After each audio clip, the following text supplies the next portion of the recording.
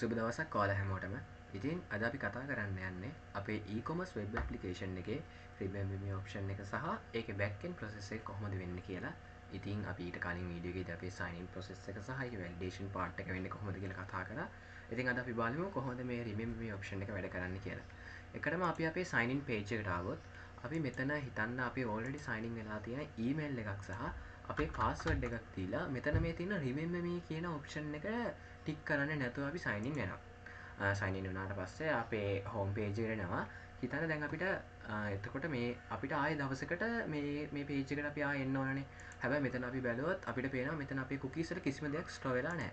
හැබැයි අපි මේකේ මෙතන අපේ email එක සහ අපේ password එක දීලා අපි මෙතන remember me කියන option එක ටික් කරලා sign in වුණොත් ඔයාලට පේනවා අපි මෙන්න මේ cookies open කරොත් අපිට මෙතන email එකක් සහ password එකක් මෙතන store වෙලා තියෙනවා.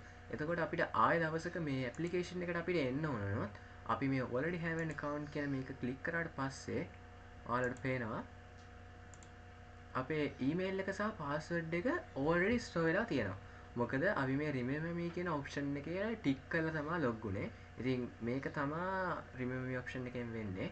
අපි මේකේ back end එක ගැන කතා කරන්න આવොත් එකටම අපිට පේනවා අපේ index file එකේ අපි මෙතන div tag එකක් දාගෙන අපේ form check එකක් දාලා input field එකක් සහ label එකක් විදියට අපේ remember me option එක හදාගෙන තියෙනවා. ඉතින් අපි check box එකට අපේ bootstrap class එකක් වෙන form check input එක සහ form check label එකක් විදියට අපේ remember me label එක හදාගෙන තියෙනවා.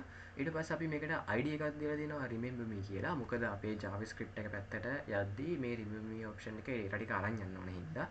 එතකොට අපි script එක පැත්තට ආවොත් අපිට පේනවා මේ remember me කියන එක අපි document.getElement by id කියලා එක අල්ලගෙන අපි variable එකකට store කරගෙන තියෙනවා remember me කියලා.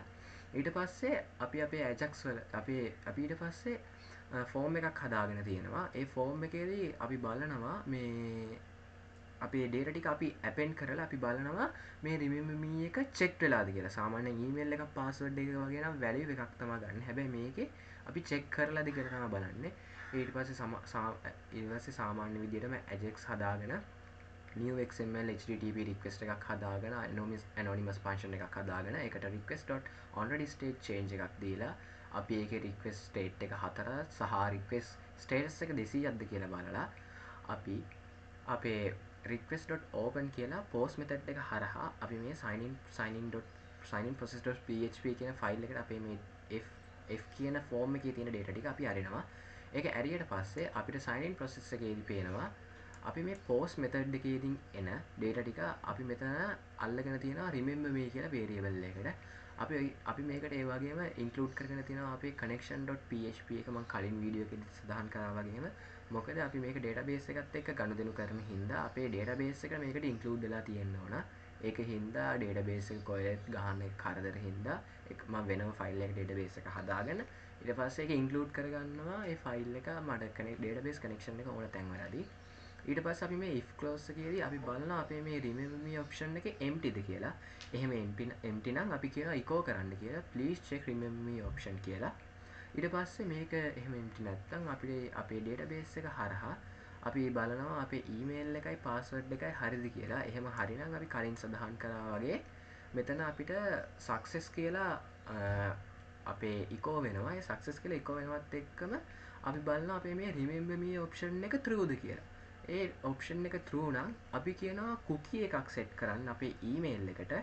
ඒ email එක අල්ලගෙන තියෙනවා variable එකකින්. ඊට පස්සේ අපි ඒකට time එකක් set කරලා දෙනවා 60 by 60 by 24 by 365 කියලා.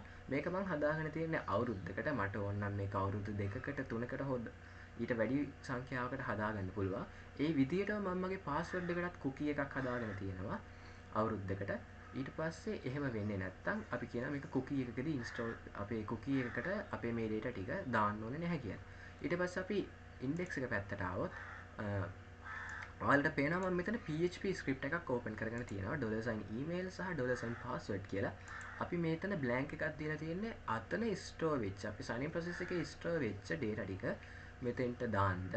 ඒක තිබ්බේ ඒකට එතන data store වෙන්නේ නැත්නම් මෙතෙන්ට එන්නේ නැහැ. store වුණොත් එනවා. එහෙම ආවොත් අපි if clause එකක් දීලා අපි ඊට පස්සේ බලනවා අපේ කුකීස් ටික මේකට ඇවිල්ලාද කියලා ඊමේල් කියන කුකී එක මේකට ඇවිල්ලාද කියලා ඒක ඇවිල්ලා නම් අපි මේක $sign email කියලා වේරියබල් එකකින් අල්ලගන්නවා ඒ වගේම අපි මේක බලනවා පාස්වර්ඩ් එකේදීත් මේ කුකී එක ඇවිල්ලාද කියලා එහෙම ඇවිල්ලා නම් අපි මේක $sign password කියලා එකකින් වේරියබල් එකකින් අල්ලගන්නවා ඊට පස්සේ අපි මෙතන ඇවිල්ලා PHP script එකක් ඕපන් කරලා අපි කියනවා එහෙම අල්ලගෙන තියෙනවා නම් ඉකෝ කරන්න ඊමේල් එක සහ පාස්වර්ඩ් එකේදීත් PHP ස්ක්‍රිප්ට් එකක් ඕපන් කරලා එහෙම අල්ලගෙන තියෙනවා නම් අපි ආයෙ ලොග් වෙද්දි අපේ පාස්වර්ඩ් එක ඉකෝ කරන්න කියලා.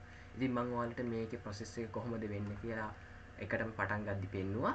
ඉතින් එහෙම තමයි අපේ remember me option එක හදාගන්නේ සහ ඒකේ back end process එක වෙන්නේ. Thank you.